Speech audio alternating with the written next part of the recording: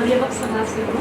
हमारी society 60 years का रही है। अभी तक तो हमारे नॉलेज में ऐसा कोई केस नहीं हुआ, बट हाँ बिफोर लास्ट ईयर की बात है, 8th क्लास में एक बच्ची थी, उसके साथ घर पर ही केस हुआ था। तो वो बच्ची का जब भी ऐसी कोई घटना किसी भी बच्चे के साथ होती है तो वो अलग तरीके से रिएक्ट करता है, चिड़चिड़ा हो जाएगा, किसी से बात नहीं करेगा, तो पेरेंट्स से तो शेयर नहीं करा। इवन उसके पेरेंट्स भी टीचिंग लाइन में ही थे। अब उसने अपने टीचर से शेयर किया।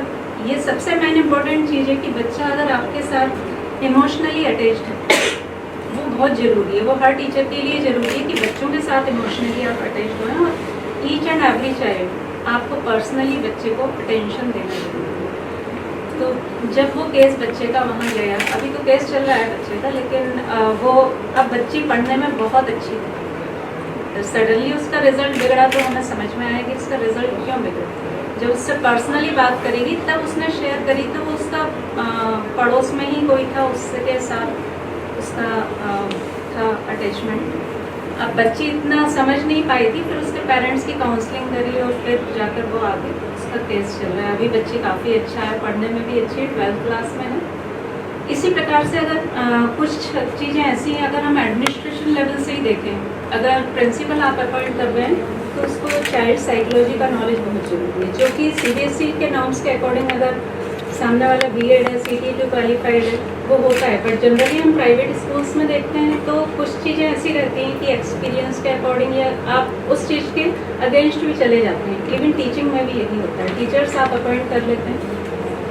अगर करंट में आप देखेंगे तो प्राइवेट स्कूल्स में हायर क्लासेस में अगर देखा जाए तो आप ऐसा टीचर लेते हैं, क्योंकि आजकल हायर क्लासेस का जो करिकुलम है वो चेंज हो गया है। तो जो यंग रहते हैं, यंगस्टर्स रहते हैं, वही उसको अच्छे से टीच कर पाते हैं। तो जो एज डिफरेंसेस रहता है हायर क्लासेस के बच्चों का और टीचर का, वो काफ़ी कम निकलता है, जिसके कारण क्या होता है कि बच्चों में बच्चे भी ये नहीं समझ पाते हमारा टीचर है, या टीचर यानी बच्चों के साथ उस प्रकार का बिहेवियर नहीं कर पाता है, और दोनों में वो बॉन्डिंग कुछ और ही हो जाता है। इस चीज़ में भी आपको बहुत ध्यान देना पड़ेगा कि जब ये प्रकार की चीज़ें होती हैं तो आपको सिर्फ कैमरास ही नहीं देखना है, उसकी फीलिंग्स को भी समझना है कि वो सामने वाला बच्चों के साथ कैसा बिहेवियर कर रहा है, बच्चा उसके साथ कितना अटैच्ड है।